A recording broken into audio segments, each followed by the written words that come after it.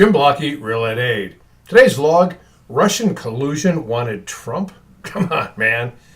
All right, I know the Sixth Amendment refers to a speedy trial after you've been arrested. However, how long is one supposed to have an accusation held over your head using still investigating as an excuse? I mean, let's be real. If all these anti-Trumpers who've been investigating this have not been able to find anything in over a year, I think it's safe to say they're not going to find anything. Common sense should tell us that. And speaking of common sense, isn't Russia a communist, socialist nation? They believe the government knows best and is in total control of what their citizens think and do, where they work, what they're allowed to say. And if that's the case, why hasn't anyone noticed that if Russia really wanted to interfere, wouldn't they help the candidate that most fits their belief system?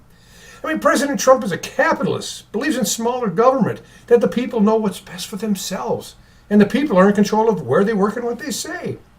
While Hillary Clinton, on the other hand, she's more like a socialist, a communist. She believes in bigger government, wants to control the speech of those who do not agree with her, wants to control people with more rules and regulations.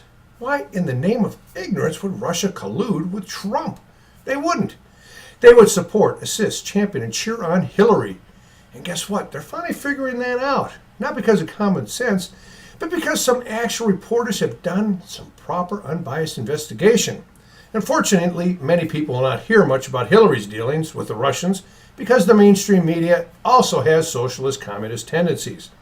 Anyone who disagrees with the media is immediately chastised, castigated, accused of some wrongdoing, sexual misconduct. That's the current flavor of the month. They're even censured. The point is, they only believe the First Amendment exists for them. Christians, conservatives, in other words, us real Americans, we're intolerant, bigots, and racist, so our speech is hate speech and should not be allowed.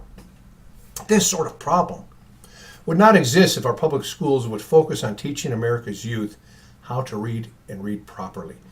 Phonics is the only proper way to teach our children how to read. Any other way will produce insufficient readers.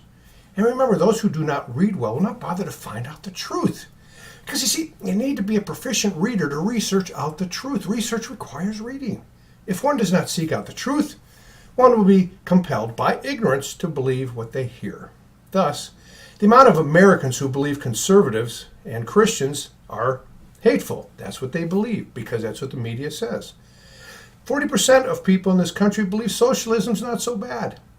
And they believe the First Amendment is to protect us from religion. And my personal favorite is the separation of church and state is actually in our Constitution.